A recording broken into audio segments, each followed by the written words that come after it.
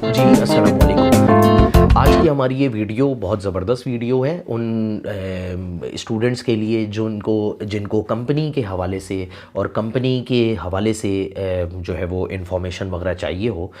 देखिए ये हमारी वीडियो जो है ये कंपनी के हवाले से आज बहुत इम्पॉर्टेंट चीज़ें रखती है। वो सारे स्टूडेंट्स जो कि एमबीए में, बीबीए में, बीएस में या बीकॉम वगैरह में हों, और वो सारे स्टूडेंट जो एसीसीए, आईसीएम में, सिमा में हों और उनको कंपनी के हवाले से और कंपनी के अकाउंट्स के हवाले से भी इन्फॉर्मेशन चाहिए, तो उनके लिए बहुत ज़बरदस्त वीडियो है। देखिए, सबसे पहले कंपनी क्या होती है मैं ये एक बात बता दूँ यहाँ पर, और इसकी बेसिक डेफिनेशंस पहले हम क्लियर कर लें, फिर उसके बाद हम कंपनी की और दूसरी चीज़ों पर भी आएंगे। देखिए, जब भी बात की जाती है कंपनी के मुतालिक, तो कंपनी हमेशा एक, ज़रूरी नहीं है हमारे वहाँ ये समझा जाता है कि कंपनी हमेशा कोई लार्ज स्केल बिजनेस होता है या कंपनी एक बहुत लार्ज स्केल लेवल होता है। ऐसी बात नहीं है। कंपनी छोटी कंपनीज़ भी हो सकती हैं, बड़ी कंपनीज़ भी हो सकती हैं। सिर्फ कंपनी बेसिकली एक लीगल आइडेंटिटी या लीगल इंस्टीट्यूशन होता है। कंपनी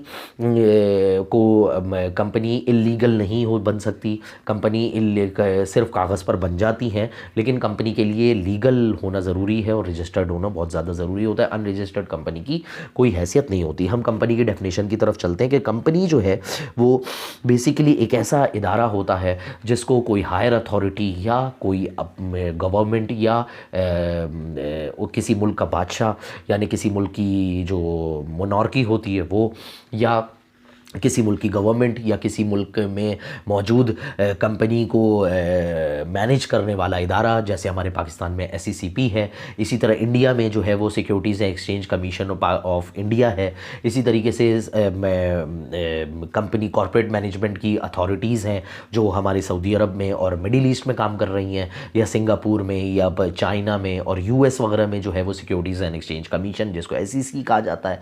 इसी तरह से कनाडा में और ऑस्ट्रेलिया में भी मुख्तलिफ सिक्योरिटीज़ एंड एक्सचेंज कमीशन काम कर रहे हैं। तो ये वो सारे इदारे होते हैं जो कंपनीज़ को रजिस्टर्ड करते हैं। ये वो सारे इदारे होते हैं जो कंपनीज़ को मैनेज करते हैं, तो कंपनीज़ को रेगुलेट करते हैं। ये कंपनीज़ की रेगुलेटरी अथॉरिटीज़ कहलाती हैं। तो हमारे वहाँ कंपनीज़ वो इदारे होते हैं जो कंपनीज़ की रेगुलेटरी अथॉरिटीज़ के तहत रजिस्टर्ड होते हैं। और हमारे वहाँ कंपनीज़ ऑर्डिनेंस पाकिस्तान में चल रहा था, जो है वो कन्वर्ट हो गया कंपनीज़ एक्ट 2017 में। और अब जो है वो कंपनीज़ एक्ट 2017 के तहत जो है वो जो भी इदारा रजिस्टर्ड होता है कंपनीज़ एक्ट 2017 जिन पर लागू होता है, तो वो सारे के सारे इदारे कंपनी कहलाते हैं। उसके अलावा कंपनी एक ऐसा इदारा होता है कि जिसमें बोर्ड ऑफ डायरेक्टर्स होती है, मैनेजमेंट सेपरेट होता है। और बोर्ड ऑफ डायरेक्टर्स जो हैं वो बेसिकली शेयर होल्डर्स को रिप्रेजेंट कर रहे होते हैं।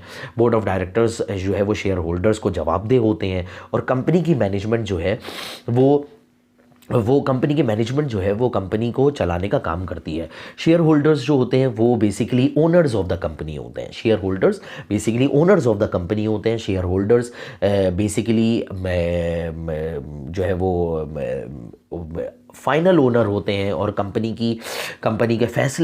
के बेसिक फैसले का इख्तियार शेयर होल्डर्स के पास होता है। लेकिन कंपनी को चलना किस तरीके से या कंपनी को मैनेज किस तरीके से करना है, उसके लिए मैनेजमेंट का अपना किरदार बहुत ज़्यादा अहम होता है। फिर हम कंपनी की काइंड्स पर आ जाते हैं। कंपनी की काइंड्स को बात करें तो चार्टर्ड कंपनी कहलाई जाती है, जिसको कोई गवर्नमेंट या कोई इदारा चार्टर्ड देता है, या कोई बादशाह चार्टर करता है यानी इजाज़त देता है कि आप खोलें, तो उसको चार्टर्ड कंपनी कहा जाता है। कुछ स्टैचुरी कंपनीज़ होती हैं। स्टैचुरी कंपनीज़ वो कंपनीज़ होती हैं जिनको जो आइन की तरफ से यानी कि कानून की तरफ से, या मुख्तलिफ स्टैचुरी यानी मुख्तलिफ कवानीन होते हैं जिनकी वजह से वो नाफिज होती हैं, बनती हैं, तो उनको स्टैचुरी कंपनी कहते हैं। कुछ कंपनीज़ रजिस्टर्ड कंपनीज़ कहलाती हैं। रजिस्टर्ड कंपनीज़ वो होती हैं जो रजिस्टर्ड होती हैं, यानी कि कंपनीज़ ऑर्डिनेंस या कंपनीज़ एक्ट के तहत, किसी भी मुल्क के जो कंपनीज़ एक्ट होता है या किसी भी मुल्क का जो कंपनीज़ रेगुलेशन होती है उसके तहत वो रजिस्टर्ड होते हैं। देखिए, कंपनीज़ जो है वो उसकी एक किस्म पब्लिक और प्राइवेट कंपनी होती है। पब्लिक और प्राइवेट कंपनी वो होती है कि पब्लिक कंपनी वो होती है जो कि जिसके शेयर्स जो है वो इसका स्टॉक एक्सचेंज में, किसी भी मुल्क के या किसी भी शहर की जो स्टॉक एक्सचेंज होती है उसमें फ़्लोट होते हैं, और पब्लिक उसके शेयर्स बासानी ख़रीद सकती है, तो वो कंपनी पब्लिक कंपनी कहलाती है। प्राइवेट कंपनी वो होती है कि जिसके मेजर शेयर होल्डिंग जो होती है, मैक्सिमम शेयर होल्डिंग जो होती है वो 50% या 50% से ज़्यादा वो किसी प्राइवेट पार्टी के पास होती है तो वो प्राइवेट कंपनी कहलाती है। प्राइवेट कंपनी ज़्यादातर अक्सर सेठ कंपनियां भी होती हैं। बहुत से ऐसे प्राइवेट ओनर्स होते हैं जिन्होंने कंपनी तो बनाई हुई होती है लेकिन शेयर्स भाई बहनों में और फैमिली मेम्बर्स में डिस्ट्रीब्यूट हुए होते हैं, तो वो भी प्राइवेट कंपनीज कहलाती हैं। फिर कंपनीज, कुछ ऐसी कंपनीज होती हैं जिनको जो लिमिटेड बाय शेयर्स होती हैं, यानी कंपनी लिमिटेड बाय शेयर्स का मतलब ही यही होता है कि कुछ ऐसी कंपनीज होती हैं कि जिन पे लिमिटेशंस होती हैं कि उनको certain number of a unit या certain number of a shares अपने पास रखने हैं, इससे ज़्यादा शेयर्स नहीं रखने। तो इस तरह की कंपनियां जो कि अपने डेप्ट को पे कर सकें लेकिन एक लिमिटेड नंबर ऑफ शेयर्स के साथ पे कर सकें, उनको कंपनी लिमिटेड बाय शेयर्स बोला जाता है। कंपनी लिमिटेड बाय गारंटी का मतलब ये होता है कि वो कंपनियां जो गारंटी, जिनके पीछे गारंटी अटैच होती है किसी भी गवर्नमेंट की, किसी भी इदारे की, किसी भी स्टेट बैंक ऑफ पाकिस्तान की या किसी भी बड़ी स्टॉक एक्सचेंज की एक गारंटी अटैच होती है कि अगर ये कंपनी डिफ़ॉल्ट करती है तो कल को कंपनी की जो कंपनी की लाइबिलिटीज़ जो होंगी या कंपनी के जितने भी ड्यूज़ होंगे वो सब गारंटी जो लेने देने वाला गारंटर होगा वो पे करेगा। तो कंपनी लिमिटेड बाय गारंटी होती है। फिर कुछ कंपनीज गवर्नमेंट होती हैं, कुछ कंपनियां गवर्नमेंट चला रही होती है तो उनको गवर्नमेंट कंपनीज कहते हैं। कुछ कंपनियां प्राइवेट ओनर्स चला रहे होते हैं तो उनको प्राइवेट कंपनीज कहते हैं। सेमी गवर्नमेंट कंपनीज भी होती हैं जिनमें कुछ परसेंट शेयर गवर्नमेंट का होता है और कुछ परसेंट प्राइवेट कंपनियों का होता है। पाकिस्तान में नेशनलाइजेशन का अमल आया 1973 में, नेशनलाइजेशन हुई। इस नेशनलाइजेशन की वजह से एक बहुत बड़ी तादाद में कंपनीज जो थी वो गवर्नमेंट के पास चली गई थी। तो इस तरह की कंपनियों को नेशनलाइज कंपनीज कहा जाता है।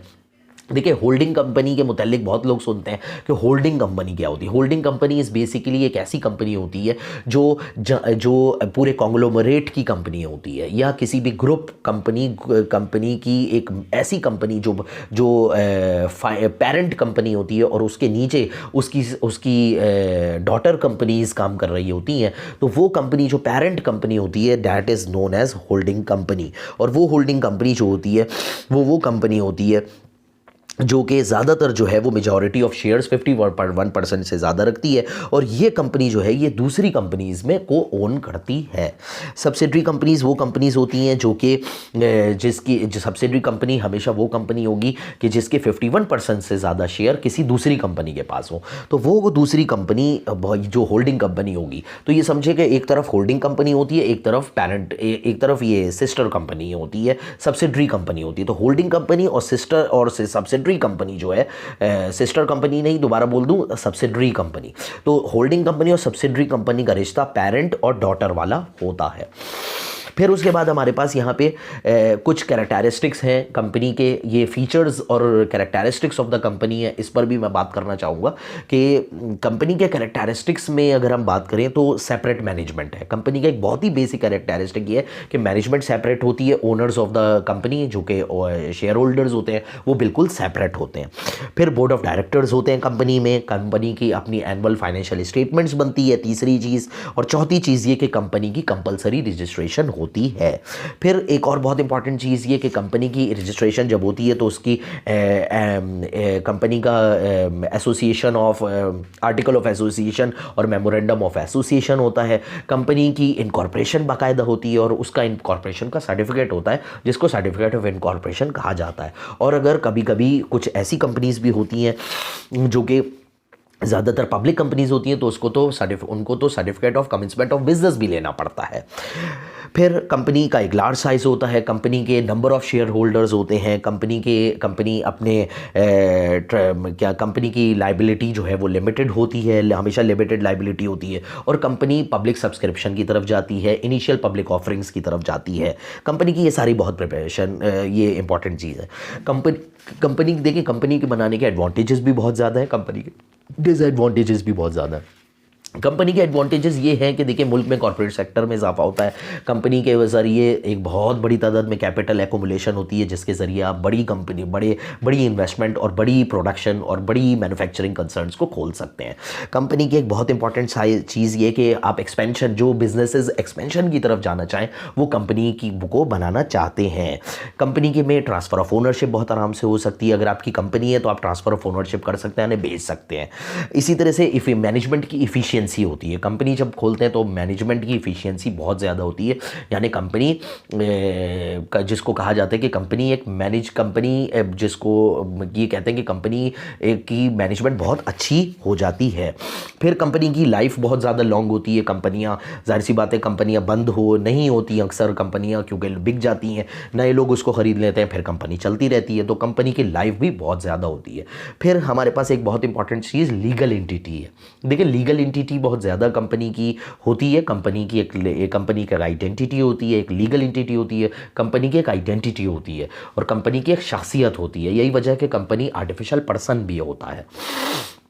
कंपनी के डिसएडवांटेजेस तो कोई ऐसे नहीं है। कंपनी के डिसएडवांटेजेस सिर्फ ये हैं कि जो लोग टैक्स से बचना चाहें, और मैं नहीं समझता कि इस दौर में कोई किसी को टैक्स से बचना चाहिए, क्योंकि जितना आप टैक्स देंगे उतना ही ज़्यादा आपके मुल्क को और आपकी कौम को फ़ायदा होगा। तो कंपनी का नुकसान मुझे कोई ऐसा नज़र नहीं आता। हाँ, कंपनी का सिर्फ एक नुकसान ये बिल्कुल है कि एक्सपेंसेस बड़ी तादाद में होने लगते हैं। आपकी कंपनी की प्रोडक्शन अगर ज़्यादा है तो वो एक्सपेंसेस कवर हो जाएंगे, लेकिन अगर आपकी कंपनी की सेल्स, रेवेन्यू और प्रोडक्शन ज़्यादा नहीं है तो it will create problem for you. Company में पर्सनल इंटरेस्ट लोगों का कम हो जाता है। पर्सनली कंपनी का जो है वो कंपनी का एक ये जो है वो लैकनेस हो सकती है कि कंपनी की फॉर्मेशन बहुत आराम से नहीं हो सकती। यानी कंपनी की फॉर्मेशन के लिए बहुत सारी फॉर्मेलिटीज़ चाहिए, आपको थोड़ा सा एजुकेटेड, पढ़ा लिखा होना चाहिए, तभी आप जाहिर सी बात है कंपनी की तरफ जा सकते हो। कंपनी की लिक्विडेशन भी एक प्रॉपर अमल होता है। ऐसा नहीं होता कि आपने कंपनी जो है वो एक जिस तरह गाड़ी सेल की जाती है, जिस तरह से प्लॉट सेल किया जाता है, उस तरह सेल कर दिया। कंपनी की एक प्रॉपर डॉक्यूमेंटेशन होती है और लिक्विडेशन का एक प्रोसेस होता है। अच्छा, कंपनी की मीटिंग्स जो हैं वो देखिए, कंपनी को अब चलाना, देखिए, एक कॉरपोरेट कंपनीज की फॉर्मेशन एक चीज़ होती है, एक अमल होता है। कंपनी का फॉर्मेशन एक स्टडी है पूरी, लेकिन फिर कंपनी की मैनेजमेंट एक दूसरी स्टडी है। कंपनी की फॉर्मेशन और कंपनी की मैनेजमेंट अपनी जगह बहुत ज़्यादा अहमियत रखती है।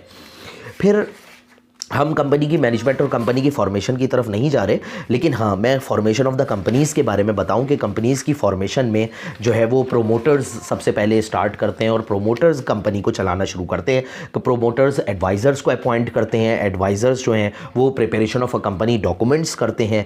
फिर उसके बाद रजिस्ट्रार ऑफ कंपनीज़ के पास उसकी एप्लीकेशन सबमिट होती है, रजिस्ट्रेशन फ़ीस पे की जाती है, शेयर सर्टिफिकेट्स इशू होते हैं, इशूएंस ऑफ रजिस्ट्रेशन सर्टिफिकेट्स होते हैं, जिसके बाद प्रोस्पेक्टस भी कंपनी इशू करती है, कंपनी प्रोस्पेक्टस इशू करती है, और फिर उसके बाद कंपनी काम करना शुरू करती है। फिर कंपनी के मेमोरेंडम ऑफ एसोसिएशन और आर्टिकल ऑफ एसोसिएशन बेसिकली बहुत इंपॉर्टेंट डॉक्यूमेंट्स होते हैं। मेमोरेंडम ऑफ एसोसिएशन और आर्टिकल ऑफ एसोसिएशन वो डॉक्यूमेंट्स होते हैं कि जो कंपनी का फेस होते हैं। कंपनी का सारा इंट्रोडक्शन मेमोरेंडम ऑफ एसोसिएशन में होता है। कंपनी का article of association basically rules and regulations पर बात करता है, और उसके internal affairs of the company पर बात करता है आर्टिकल ऑफ एसोसिएशन। जबकि मेमोरेंडम ऑफ एसोसिएशन में मुख्तलिफ क्लॉजेज होती हैं, जैसे name clause, domicile clause, objective clause, capital clause, मुख्तलिफ क्लॉजेज होती हैं।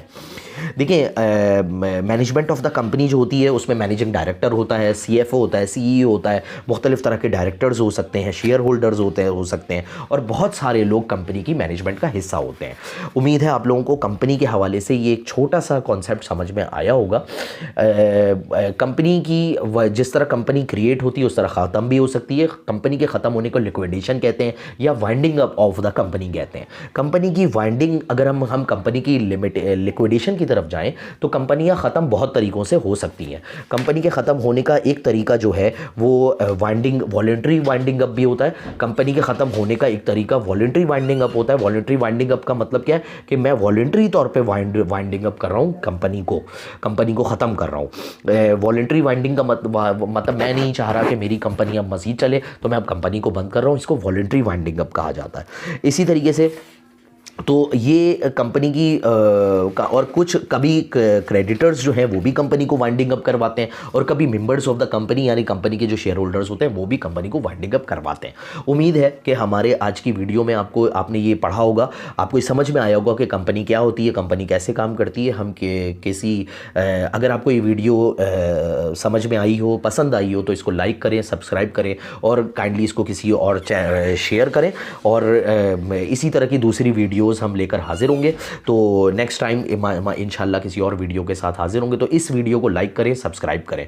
और मैं जहाँ जहाँ मैंने ये बात की है वहाँ पर मैं मुख्तलिफ़ जगहों पर यहाँ पर मैं कंपनीज़ के हवाले से मुख्तलिफ़ एग्ज़ाम्पल्स भी जो है वो दे रहा था।